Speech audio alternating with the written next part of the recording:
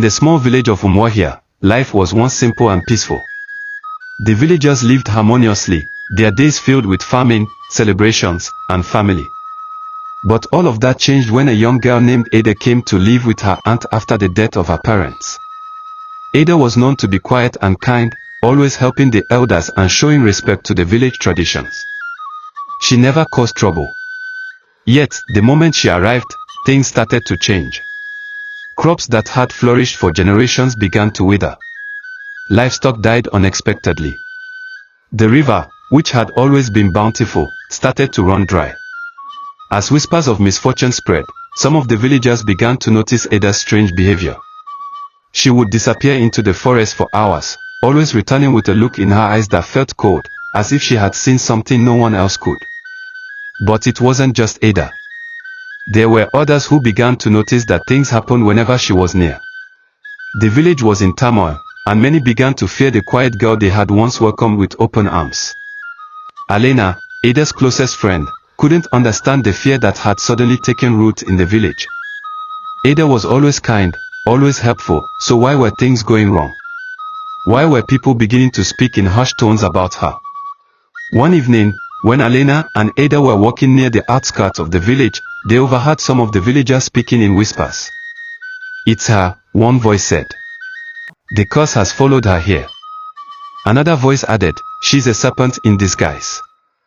That's why the crops fell." Alena felt a chill run down her spine. She turned to Ada, who looked as confused as she felt. Ada shook her head. "I don't know what they are talking about," she said quietly, her eyes searching the darkness as if looking for answers. But Alena didn't believe it. Ada was her friend, and she couldn't imagine her being the cause of the village's suffering.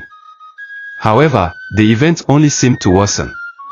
One night, Alena went to Ada's house to find her sitting alone in the dark. Ada had been acting strange for days, and tonight, her eyes were wide with fear. "I don't know what's happening," Ada whispered. "I don't feel like myself anymore." Things continued to spiral out of control. The village was slowly falling apart. Families were losing loved ones to illness, and the once thriving community seemed to be on the brink of collapse. Then one morning, Alena went to visit Ada, but when she arrived at the house, it was empty. Ada was gone. Frantic, Alena searched the village, asking everyone if they had seen her friend. No one had. It was as if Ada had vanished into thin air. In the days that followed, strange things began to happen. One by one, the villagers began to feel the effect of the curse, which seemed to grow stronger with each passing day. A thick fog rolled into the village, and the crops that had been carefully tended to were now beyond saving. Desperation settled over the people, and fear turned into blame. Many began to point fingers at Ada, convinced that she was the cause of the village's misfortune. She was the one who brought the curse with her, they said. She was the snake, hidden in plain sight. But Alena, still holding on to the belief that her friend wasn't responsible, continued to search for Ada, hoping to find answers. With each passing day, tensions in the village grew. The crops continued to wither, and the river's flow had become nothing but a dry bed of cracked earth. The village elders gathered and discussed their options, but none of them could find a solution. As the frustration built, a dark thought began to creep into Elena's mind. What if Ada was truly responsible for the curse? What if the girl she had known all her life had become something else, something dark? She pushed the thought away, but it lingered, a shadow over her heart. One day, a woman came to Alena with a strange warning. "Be careful where you search for Ada," she said. "There are places in this world where the boundaries between life and death blur. Ada may not be who you think she is. And she may never be found again." The woman's words haunted Alena, but she didn't stop searching. She knew she had to find Ada to stop the village's suffering. But the more she searched, the more she realized that Ada was not the only thing she needed to find. The truth about the curse was deeper, darker, and far more complicated than she had ever imagined. Elena's search eventually led her to a hidden part of the forest that no one in the village had dared enter for years. There, she found a strange stone circle, a place forgotten by time. In the center of the circle, a figure stood. It was Ada. But she was not the same girl Elena remembered. Ada's eyes glowed with an unnatural light, and her skin shimmered like scales in the moonlight. Elena's breath caught in her throat. "Ada. What happened to you?" she cried, her voice trembling. Ada turned slowly, her face unreadable. "I didn't choose this," she whispered. "This curse was passed down through generations. It's always been in my blood. I didn't know who I was until now." Ada's voice was calm, but there was a sorrow in it that broke Elena's heart. "I am the Serpent," Ada said, her voice hollow. "And I've come to fulfill my role. To destroy or to save. That is my choice." The truth hit Elena like a wave. Ada wasn't the victim. She was the source of the curse. But why? Why had she never shown her true self before? As the truth sank in, Elena realized the curse wasn't just on the village, it was on Ada herself.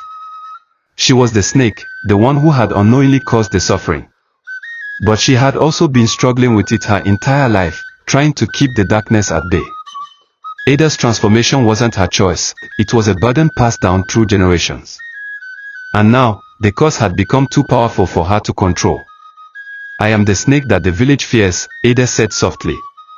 "But I am also the one who can break the curse. I was born to end this, to make things right."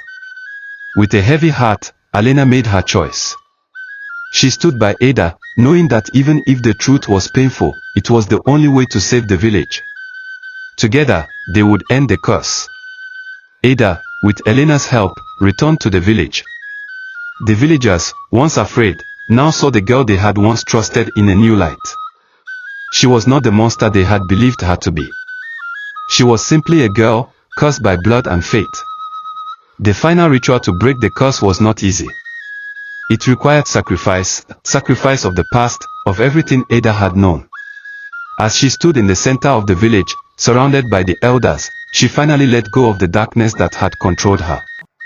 With a final, piercing cry, the curse was broken. The village would heal, the crops would grow, and the river would flow again. But Ada would never be the same. She had broken the curse, but at a cost she could never undo. The village slowly began to return to normal, but the shadows of the past lingered in the air. Ada, the girl who had once been seen as a curse, was now seen as the savior.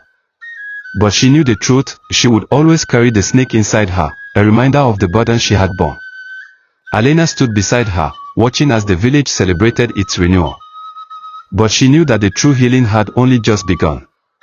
And while Ada had saved them all, her journey was far from over. The end. Thanks for watching. Please like, comment and subscribe.